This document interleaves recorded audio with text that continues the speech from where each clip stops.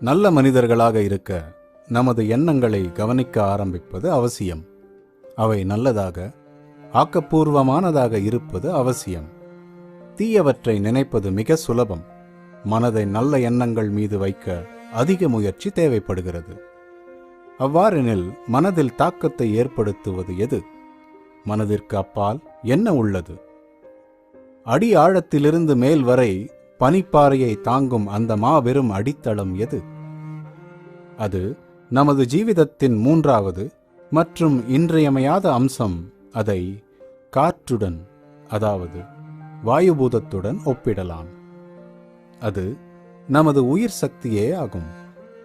பார்க்கவோ உணரவோ முடியாத சுவாசம் போன்றது.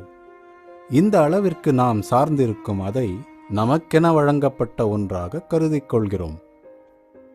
இந்த சூட்சும இருப்பு அல்லது உயிரின் சாராம்சம் நமது ஜீவிதத்தின் ஆதாரமும் அதன் மிக மிக அத்தியாவசியமான அம்சமும் ஆகும். இருப்பினும் அதை பற்றி அறியாமல் இருக்கிறோம்.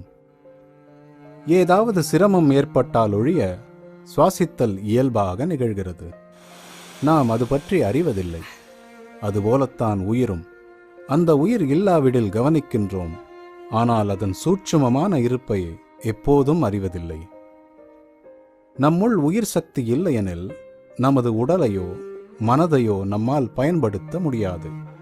அதனால் இந்த சூட்சும இருப்பு நமது ஜீவிதத்தின் சாராம்சமாகவே இருக்கிறது.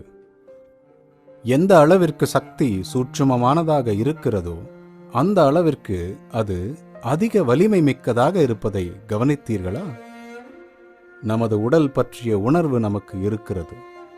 நம் புலன்களை அதிகம் பயன்படுத்துகிறோம். நாம் மனதை பார்ப்பதில்லை. ஆனால் நம்மால் சிந்திக்க முடிவதால் அது இருப்பதை அறிவோம். நம் வாழ்க்கையை ஆளும் அம்சம் அதுதான். இன்னும் ஒரு படி மேலே சென்றால் சூட்சும இருப்பு பொதுவாக நமக்கு தெரியாத ஒன்று. இருப்பினும் அதுதான் நமது ஜீவிதத்தின் மிக மிக வலிமை மிக்க சக்தியாகும். அதுவின்றி நாம் உயிருடனும் இருக்கவும் முடியாது. உடலுடன் இணைத்துக் கொள்ள சிறிதளவு முயற்சி போதும்.